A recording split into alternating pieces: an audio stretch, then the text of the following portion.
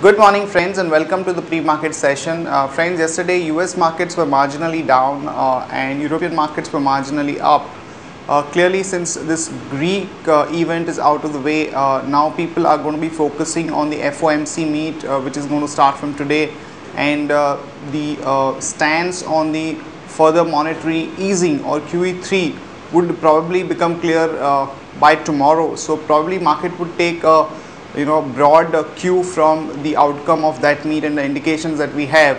In the meantime, since we had seen some kind of a run up even in the global markets, there was some amount of profit taking and most of the markets were pretty sluggish after showing some kind of a gap up opening. When we look at the Asian markets today, most of them are quoting marginally weak, about 0.3 to 0.5%. So there is a bit of a quiet movement there. In terms of flows, friends, though yesterday's market was quite disappointment in the sense that post the RBI's decision not to go ahead with any kind of a rate cut, we saw some sharp sell-off in the market.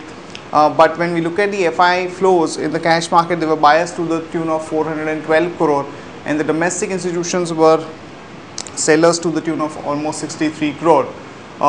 So let's first go through the F&O check and the possible strategies that we can have. Hi Shaival, good morning. Good morning. We saw a knee-jerk reaction yesterday after the RBI decision, but in the morning itself we had seen that the IVs were actually much low, and overall though the sell-off was quite sharp. What's your take on the market?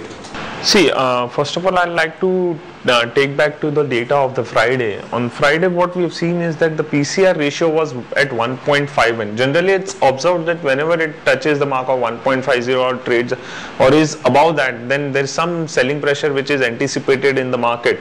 And as we already knew that after Friday's closing, we have 2 days event lined up on Sunday and Monday. And on Monday, RBI status quo added to the flavor of 1.51 PCR ratio, and because of which some fresh short positions were built up in yesterday's session, and due to which we have seen a sharp correction in the market because the RBI has maintained a status quo on the credit policy.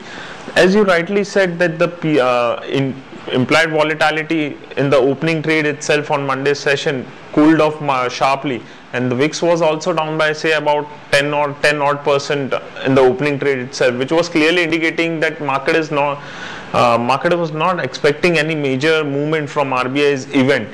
Now what we have seen is that 5,000 call option and put option in terms of open interest is seeing a good activity. So what we feel is that this level would act as a good support for the market in the coming days. Right. Also, if you could give us some sense of how one can play the movement over the next 3 to 4 days, because we have a couple of events lined up, and as you're saying that maybe 5,000 could act as a good support. So how does one really play this kind of outlook on the market? Yeah, see, what one can do is we have identified 4 stocks, 3 stocks on intraday basis and 1 stock on positional basis.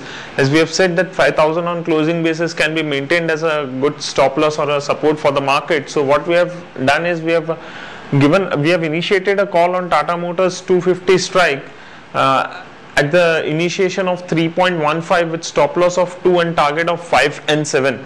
Yesterday's closing was around 3.25. So if one gets an opportunity at near 3.15, one can buy Tata Motor call option 250 strike. And from intraday perspective, we have identified 3 stocks.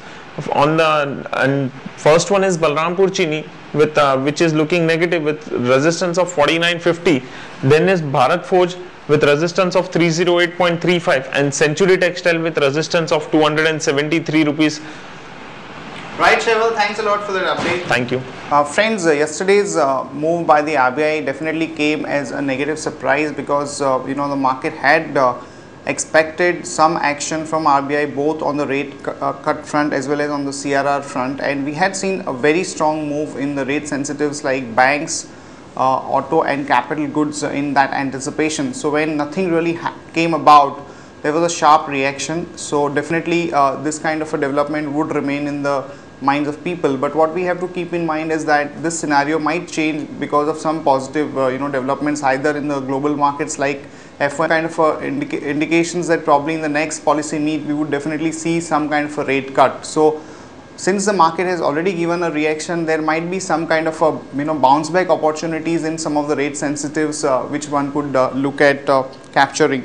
Also, after the market, there was a report that Fitch has again cut India's outlook after S&P. Though market is not likely to take this seriously because the bond yields were pretty stable. There is increasing pressure on the government to really do something on the reforms in the fiscal deficit front. In terms of the news, friends, the decision on the oil petrol price cut may take a little while because there are reports that because the rupee still remains at a much elevated level, they may not really go ahead with the petrol price cut. Sesagoa and Sterlite merger, the meeting is scheduled, and some of the investors like Templeton are opposing it. But once this announcement goes through, you might see some positive action in both Sterlite and Sesagoa stock. Also, friends, there are reports that Mindtree, CCD, which is Cafe Coffee Day owners, and Mr. Gagandeep has bought a sizable stake in the company. This stock is an interesting stock in the IT space and doing pretty well. There is a change in the management and is available at a good valuation. So because of this news, you might see some pop up in the stock, which could be traded for a small bounce back. Also, there are reports that DGCA has indicated that they will direct most of the airline companies to cut the rates by about 10 to 15%. So there might be a negative reaction on stocks like Jet Airways and SpiceJet because of this development. Also, cement cartelization report, which was awaited for a long time, may be out in a day or two. Remember, friends, because of the major M&A expectations, most of the cement stocks have run up in the last about 10 to 12 days. Something like a Gujarat Ambuja, Ultratech, even the smaller companies. So if this report is negative, you might see a sharp reaction to that. That's it in terms of news, friends. See you tomorrow at the same time. Bye bye.